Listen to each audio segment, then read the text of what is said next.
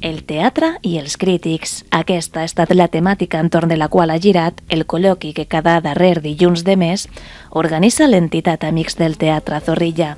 Ho fan la presència de cares força conegudes a l'Espai Betúlia en una activitat oberta al debat i la reflexió. L'ocasió va directament a discutir un tema interessantíssim, que és el tema dels crítics, de la crítica, des del punt de vista d'uns i dels altres, la gent que fa teatre, la comunitat que vingui, que opini sobre el món dels crítics, el que fan, el que els sembla, i sobretot ells.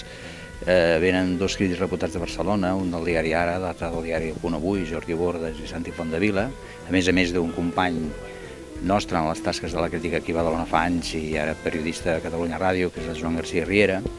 I bé, treure el per què, quina qualitat hi ha d'obres ara, quin és el paper dels crítics a l'actualitat, per què n'hi ha menys dels que hi havia abans, en fi, ells ens expliquin una miqueta com està el món de la crítica teatral en aquests moments a Catalunya, sobretot a Barcelona i a Badalona.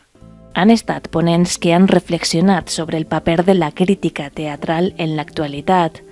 La figura del crític. El crític és una figura molt important. El problema està que el crític té una lectura o té un...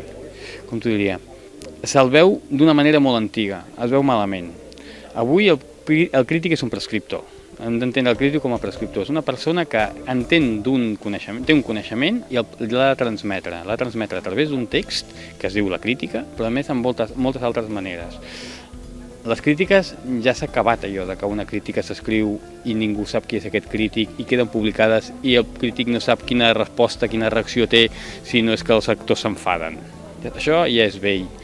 Hem d'entendre la crítica d'una altra manera.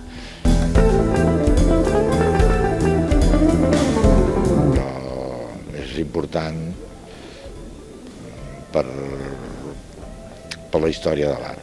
En totes les vessants artístiques, la crítica fa una mica, marca un criteri, que després pot suposar el que n'hi diuen el cànon. Llavors, a nivell d'hemeroteca és molt important. A nivell d'incidir en l'opinió pública, jo crec que en aquest país no funciona així, malgrat que segur que hi ha algunes persones que sí, però no majoritàriament. En clau local... Home, aquí a Badalona està molt fumut perquè es fa poc teatre, i si es fa poc teatre hi ha poca crítica. Abans encara hi havia dos mitjans de comunicació, que era l'Eco Badalonès, la revista Badalona, es feien crítiques setmanals, es feien comentaris de teatre cada setmana, als inicis de Ràdio Ciutat de Badalona, a les èpoques històriques, van haver-hi bones crítiques de teatre, s'assistia a totes les mostres. A l'actualitat, entre que es fa poc teatre a Badalona i el poc que es fa no està d'alguna manera, diguéssim, ni ajudat ni compensat des de fora de les pròpies institucions com són el Círcul, Sant Josep, etc. Tenim un dèficit important en quant a qüestions de crítica teatral i de temes d'inflexió amb l'aspecte seriós del que és les obres de teatre. Llavors, esclar, troba gent que fa teatre i ningú li diu si ho fa bé, si ho fa malament, si hagués pogut fer, si hagués deixat de fer. El meu punt de vista en aquesta taula s'emmarca més en l'àmbit local, en l'àmbit dels mitjans de comunicació local, del teatre local, del teatre d'entitats, perquè per això és pel que l'Antoni va dir, participa-hi, perquè jo soc una mica l'element discordant aquí. A diferència del Santi i d'en Jordi, jo no soc crític de teatre, no m'hi he dedicat mai professionalment a la crítica de teatre, només quan vaig començar, amb 18 anys, en Josep Maria Pujol em va dir vés a les entitats de Badalona, que llavors sí que estaven tot i ple i molta activitat, i fes la crítica de teatre del que feien.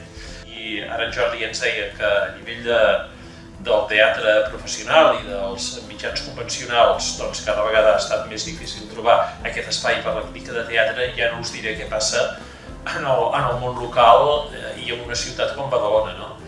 És que no existeix, vull dir, ha desaparegut, no hi és des de fa molt de temps, i això ha anat en concordança amb el que també ha passat a les entitats. El pes de les entitats i l'activitat que hi havia des d'aquestes entitats a favor del teatre va anar menys, i això, doncs, esclar, té una traducció directa amb l'espai dels mitjans de comunicació locals, que també van anar menys, doncs, li han dedicat.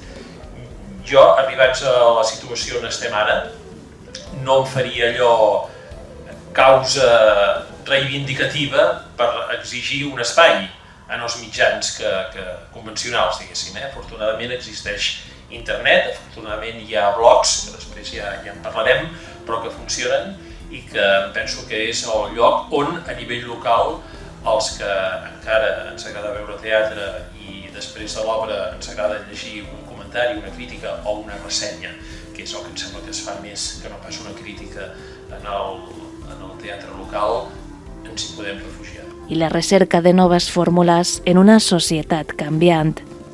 També, si tenim aquest coneixement i els mitjans de comunicació avui estan arraconant el que és la crítica, per això per les retallades, perquè són col·laboradors, etc., s'ha de trobar un espai on aquests crítics dignificar-los, dignificar la seva feina i on ells puguin expressar-se també, i no únicament a través de textos.